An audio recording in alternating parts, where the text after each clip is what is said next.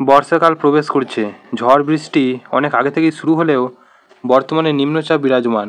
তাই খাল, বিল, নদী, নালা, পুকুর সমস্ত জায়গায় বর্ষার নতুন জলে পরিপূর্ণ। তাই জলাভূমিতে যারা বসবাস করতো তারা নতুন বাসভূমির জন্য লোকালয়ে প্রবেশ করতে শুরু করেছে। তাই বর্তমানে অন্ধকারে রাস্তা বেরোনো বা ঘরের মধ্যে মেঝেতে বিছানা পেতে ঘুমানো বেশ ঝুঁকিপূর্ণ। এই রকমই একটি দুর্ঘটনা ঘটেছে আগামী মঙ্গলবার প্রতাপগড় জেলার খেরা নামক গ্রামে।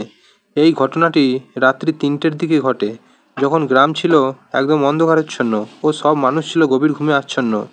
সাপের কামড়ে মা ও তার ৪ মাসের শিশুকন্যা মারা যায়। মৃতরা হলেন ২৪ বছর বয়সী রূপা মিনা ও তার ৪ মাসের শিশুকন্যা লক্ষ্মী।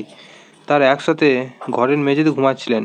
রাত্রে হঠাৎ একটি সাপ ঘরে ঢুকে পড়ে শিশুটির মাথায় ও মায়ের হাতে কামড় দেয়। ঘটনার কথা যখন পরিবারের লোকজন জানতে পারে, ততক্ষণে ঘটনাস্থলেই শিশুটির মৃত্যু হয়েছে এবং মাকে পরিবারের লোকেরা দ্রুত প্রতাপগড় জেলা হাসপাতালে নিয়ে গেলে চিকিৎসা চলাকালীন তিনিও মারা যান। এই ঘটনায় গ্রামে শোকের ছায়া নেমে এসেছে। অন্ধকারে সাপ দুজনের কাল হয়ে আসে ঘরে। ঘটনার খবর পেয়ে পুলিশ হাসপাতালে পৌঁছয় এবং ময়নাতদন্তের পর দুজনের মৃতদেহ পরিবারের হাতে হস্তান্তর করে। তবে এই দুর্ঘটনার জন্য গ্রামবাসীরা প্রশাসনকেই দায়ী করেছে। তাদের বক্তব্য, যদি বিদ্যুৎ থাকতো বা প্রয়োজনীয় প্রাথমিক সতর্কতা পাওয়া যেত তাহলে হয়তো দুজনেরই প্রাণ বাঁচানো সম্ভব হতো। তবে রাত্রেবেলা মেঝেতে ঘুমানোর চেয়ে তক্তা বা চৌকির উপর মশারি টাঙিয়ে ঘুমানোই ভালো। এতে অনেক অপ্রয়োজনীয় বিপদ এড়ানো সম্ভব।